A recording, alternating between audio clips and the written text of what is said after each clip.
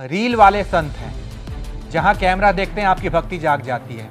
ऐसा नहीं है। तो फिर ऐसा क्या हो गया कि जब आप मंच पर राम भद्राचार्य जी के पास पहुंचे तो उन्होंने आपको नीचे उतार दिया? तो इसमें देश का सबसे बड़ा मुद्दा क्यों उठाया जा रहा है? मंच पर जाकर आप रील बना रहे थे। मैंने तो राम जी के नाम का जयकारा लगाया था और उनको दर्शन करके मैं भक्ति में लीन हो गया था। तो आप तो राधा रानी के भक्त हैं, इतनी छोटी बातों से, इन धमकियों से आप डर गए या फिर आप इतने जल्दी अधीर हो गए? अरे उन्होंने ऊट-पाट मचा दिया है हमारी जिंदगी में। नमस्कार, बहुत स्वागत है आपका। इस वक्त हमारे साथ बाल संत अभिनव अरोड़ा जुड़ रहे हैं, जिन पर आरोप लगते हैं कि ये रील वाले संत हैं। इंस्टाग्राम पर और सोशल मीडिया पर फेमस होने के लिए वीडियोज बनाते हैं और हाल ही में विवादों में इसलिए आए हैं क्योंकि राम भद्राचार्य जी के मंच पर उन्हें राम भद्राचार्य जी ने मंच से नीचे उतार दिया, उन्हें मूर्ख बालक कहा। इसके बाद से तमाम अब जरा पहले राम भद्राचार्य को सुनिए, फिर हम आपको सुनवाएंगे अभिनव अरोड़ा के कुछ पुराने वीडियोस जब वो अयोध्या पहुंचे थे। आप जरा राम भद्राचार्य को सुनिए। महाराज जी, आजकल बच्चे संत के रूप में लगातार प्रवचन कर रहे हैं काफी संख्या में, इसके लिए आप क्या कहें? ये दुर्भाग्य है। आपने भी मेरा एक वीडियो वायरल हुआ, आपने देखा होगा जी, उसके लिए आप क्या कहें? अरोड़ा वाला वही बात। अभिनव अरोड़ा इतना मूर्ख लड़का है वो कहता है कि कृष्ण उसके साथ पढ़ता, शिष्यता से उसको बोलने का मायना नहीं। भगवान के उसके साथ पढ़ेंगे। मैंने तो वृंदावन में उसको बहुत डांटा था। सवाल उन पर खड़े हो रहे हैं।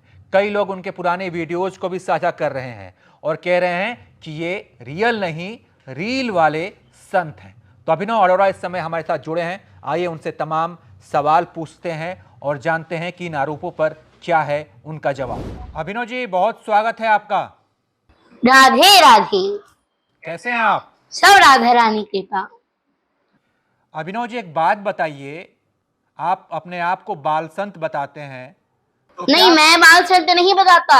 ये कई चैनल मुझे बाल संत और धर्म गुरु कह करके बुलाते हैं। मैं तो हाथ जोड़ के निवेदन करता हूँ, कृपया ऐसा ना करें। तो क्या कहा जाए आपको? मैं तो अपनी राधा रानी का, अपने कान्हा जी का, बिहारी जी का एक भक्त हूँ। कुछ लोग कहते हैं कि आप रील वाले संत हैं, जहां कैमरा देखते हैं आपकी भक्ति जाग जाती है। ऐसा नहीं है। आजकल तो लोग कितनी गंदी गंदी चीजें डाल रहे हैं। उसको तो अब बड़ा लाइक कर रहे हैं, उसको तो अब बड़ा वायरल कर रहे हैं, लेकिन अब मैं धर्म का प्रचार कर रहा हूँ तो आप मुझे ट्रोल कर रहे हैं। अभी तो मैं धर्म को सीखने के प्रयास में हूँ। मुझ पर ये जो आरोप लगाए जा रहे हैं, ये बहुत दुर्भाग्य की बात है। तीर्थों के दर्शन करता हूँ, ज्ञानी संतों से मिलता हूँ, उनसे सीखता हूँ, उनसे समझता हूँ। मैं तो सनातन धर्म का प्रचार करना चाहता हूँ।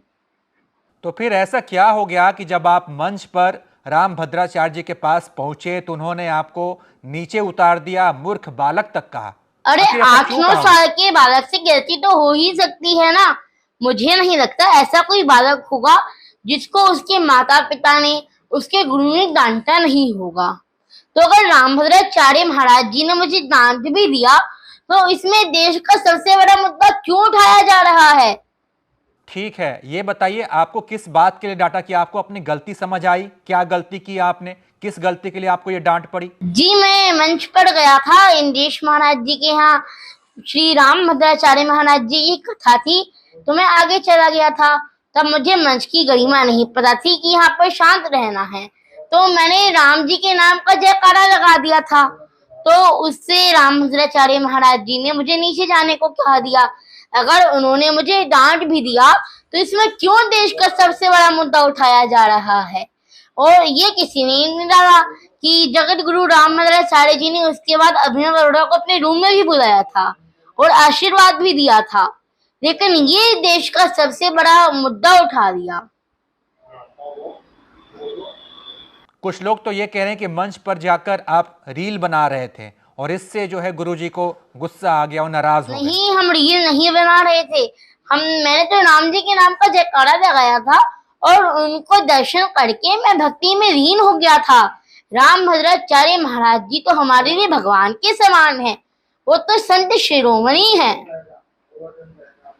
तो क्या आप सुनने में आ रहा है कि जो लोग आपके खिलाफ ये सब बातें कर रहे हैं उनके खिलाफ आप FIR करने जा रहे हैं, केस करने जा रहे हैं? जी मैं यूट्यूबर्स के खिलाफ केस कर रहा हूँ। तो आप तो राधा रानी के मैं भक्त। चाहता नहीं था कि मैं यूट्यूबर्स के खिलाफ केस करूं, लेकिन मुझे करना पड़ रहा है। मैं आपको एक कहानी के माध्यम से समझाता हूँ। ठीक है, समझाइए। राम जी का उद्देश्य नहीं था खरदूषण का वध करना, लेकिन खरदूषण ने इतना उत्पात मचा रखा था, तो राम जी को न्याय के लिए आगे बढ़ना ही पड़ा ना। तो मेरा उद्देश्य नहीं था इन यूट्यूबर्स के खिलाफ कोर्ट जाना, इन यूट्यूबर्स के खिलाफ केस करना, लेकिन फिर भी मुझे करना पड़ा। क्योंकि इन्होंने मुझे जान से मारने की धमकी दी है, और अब इसके इफेक्ट मेरे मैया पिताजी पर भी पड़ रहे हैं। अरे आप कह रहे हैं कि आप स्कूल नहीं गए, अरे मैं स्कूल जाता हूँ, लेकिन अभी ऐसी स्थिति आ गई है कि इन लोगों की वजह से मैं स्कूल नहीं जा पा रहा हूँ। मेरे पिताजी के पास लगभग 500 फोन आ रहे हैं। अब तो मेरे मैया को फोन उठाने से भी डर लग रहा है। फोन उठाते हैं, कहते हैं आप घर से बाहर मत निकल जाना, आपको आपकी राधा रानी के पास पहुंचा देंगे। तो आप तो राधा रानी के भक्त हैं, इतनी छोटी बातों से, इन धमकियों से आप डर गए या फिर आप इतने जल्दी अधीर हो गए? अरे उन्होंने ऊट-पाट मचा दिया है हमारी जिंदगी में। मेरे पिताजी के पास 500 लगभग फोन आ रहे हैं। मेरे मैया को फोन उठाने से डर लग रहा है। दिवाली की तैयारी सब कर रहे हैं, दिवाली की सफाई, दिवाली की तैयारी सब कर रहे हैं, लेकिन मेरी मैया के पास फोन आ रहे हैं कि आप घर से निकलेंगे तो आपको जान से मार दिया जाएगा। तो इसीलिए आप FIR कराने जा रहे हैं? जी। भगवान कृष्ण ने भी शिशुपाल की 100 गलतियां माफ की थी। हाँ, आपने बिल्कुल सही कहा, लेकिन उसके बाद उन्हें न्याय के लिए आगे बढ़ना पड़ा था ना। तो आपने कितनी गलतियां माफ की? आप भी काउंट करते हैं क्या कि हाँ चलो अब इन्होंने ये बोल दिया, अब इन्होंने ये बोल दिया, अभी रुकता हूँ, जब तक वो मजाक में मुझे मोटा टोटला बोल रहे थे तो मैं सोचा था उनको कुछ यूज मिल रही है, वो कमा रहे हैं, लेकिन अब बात मेरी भक्ति की आ गई है। मेरी भक्ति को नकली कहा जा रहा है, इससे हम उनके खिलाफ केस कर रहे हैं। अब क्या है ना कि कुछ लोग ये समझ नहीं पा रहे हैं कि आप इतने उम्र में हैं, आप इतने छोटे हैं, आपने अभी तक कोई मतलब बहुत बड़ी पढ़ाई की डिग्री कुछ ली नहीं है और आप धर्म का प्रचार करें, इतना ज्ञान आपके पास। देखिए, भक्ति करना गुनाह नहीं है। 10 वर्ष की उम्र में भक्ति करना गुनाह नहीं है, और जिन लोगों की नजरियों में ये गुनाह है, तो ये गुनाह मैं 10 बार करूंगा, 100 बार करूंगा, 1000 बार करूंगा, मुझे कोई नहीं रोक सकता। हमारे यहाँ तो कहा गया है ना कि कर्म ही पूजा है। अब लोग आपका वीडियो देख के पढ़ाई लिखाई छोड़ के भक्ति कार्य में लग जाएं, केवल पूजा पाठ करने लग जाएं, तो फिर मैं तो कैसे कभी होगा? कहता ही नहीं होगी काम छोड़ दो और बस भक्ति। मैं तो कहता हूँ काम भी करते रहो, प्रभु की भक्ति भी करते रहो, काम करते चलो, नाम जपते चलो, हर समय कृष्ण का ध्यान करते चलो, याद आएगी उनको कभी ना कभी, कृष्ण दर्शन तो देंगे कभी ना कभी। अभिनव जी, इतना ज्ञान आपके पास आया कैसे, कहां से आपने हासिल किया? बस राधा रानी ने भक्ति दे दी मुझे। अच्छा, और कहते हैं आपकी भगवान कृष्ण से भी आपकी मुलाकात हुई है, आपके छोटे भाई हैं, आप लोग स्कूल में मिलते हैं, ये सत्य है? श्री कृष्ण जी को मैं अपने छोटे भाई के रूप में भजता हूँ। ठीक है, मुलाकात होती है आपकी उनसे? हाँ, मैं दर्शन करता हूँ, कान्हा जी के दर्शन करता हूँ मैं। कहाँ मिलते हैं आपसे? अरे मेरे छोटे भाई हैं। नहीं ठीक है, छोटे भाई हैं, कई लोग गुरु मानते हैं, कई लोग पिता समान भी मानते हैं, कई लोग पूछते हैं, लेकिन मिलते कहाँ? आप तो ये भी दावा करते हैं ना कि आपकी मुलाकात होती है उनसे। हमारे घर पर राधिका गोविंद जी हैं। आपने कहा था कि आपकी उनसे एक स्कूल में मुलाकात होती है, क्या मुलाकात होती है? नहीं। तो आपने ये दावा क्यों किया था कि भगवान कृष्ण से आप मिलते हैं? ऐसा कभी नहीं खेलते कहा। हैं, ऐसे वीडियोस तो हैं कि आपने कहा था कि भगवान कृष्ण के साथ आप खेलते हैं, मिलते हैं? हाँ, बातचीत मैं होती है? श्री कृष्ण जी मेरे साथ खेलते हैं, मेरे साथ बातें करते हैं, मेरे साथ मस्ती करते हैं। जब मैं शास्त्र पढ़ता हूँ वो भी मेरे साथ सुनने के लिए बैठ जाते हैं। अच्छा, ये चिकन वाली क्या बात थी? आपकी माताजी आपको चिकन देती हैं? मैं आपको क्लियर कर दूं, मैं शुद्ध शाकाहारी हूँ। मैं प्याज लहसुन भी नहीं खाता, मैं सात्विक भोजन ही खाता हूँ। और वो वीडियो एक लॉकडाउन का है जिसमें मैंने एक पोयम सुनी थी, ऑनलाइन पोयम सुनी थी, और वो मैंने दोहरा दी। वो पोयम बहुत बड़ी है, लोगों ने इसी लाइन को फोकस करके एक मुद्दा बना दिया। अच्छा अभिनव जी, ये बताइए, कुछ लोग तो ये भी आरोप लगाते हैं कि आपके माता पिता आपको लिखकर स्क्रिप्ट देते हैं, आप उसको पढ़कर याद करते हैं और फिर वही आके बाँचते हैं और लोग समझते हैं कि आप बहुत ज्ञानी हैं। ऐसा है क्या? लिखा लिखाया पढ़ते हैं आपके अपने मन से जो ज्ञान देते हैं? जी? जो मैं पॉडकास्ट में बोलता हूँ वो मैं अपने मन से बोलता हूँ, अपने दिल से बोलता हूँ।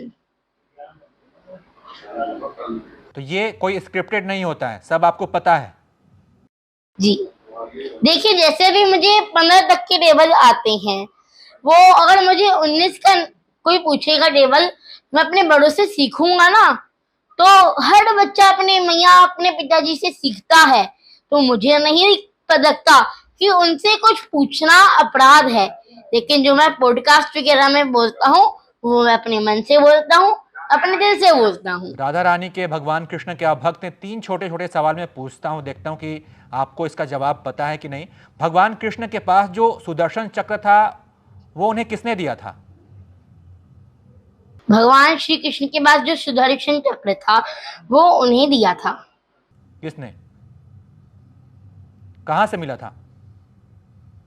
ऐसा शिव महापुराण में भी लिखा है, विष्णु को दे दिया सुदर्शन, लक्ष्मी सी सुंदर नारी।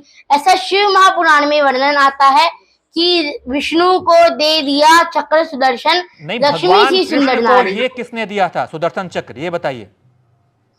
शिव जी ने। शिव जी ने? शिव जी ने या परशुराम जी ने? तो शिव महापुराण के अनुसार बता रहा हूँ। अच्छा, भगवान कृष्ण का जो नाम कृष्ण है वो उसका अर्थ क्या है? कृष्ण का मतलब क्या होता है? और कृष्ण किस नाम भाषा का का बहुत शब्द है ये? सुंदर अर्थ है, जी? कष्ट हरने वाला। किस भाषा का शब्द है ये कृष्ण? कष्ट हरने वाला कृष्ण नाम का अर्थ है। भगवान कृष्ण का पूरा नाम क्या है? भगवान श्री कृष्ण का नाम कृष्ण है। वासुदेव यादव किसका नाम है? हाँ जी, वासुदेव उनके पिताजी। तो ये थे बाल संत के नाम से मशहूर अभिनव अरोड़ा, जिन पर आरोप लगते हैं कि ये रियल संत नहीं, ये रील वाले संत हैं। और ये हाल ही में विवादों में आए रामभद्राचार्य जी के मंच से, जहां पर रामभद्राचार्य जी ने इन्हें मंच से नीचे उतार दिया, उन्हें मूर्ख बालक कहा।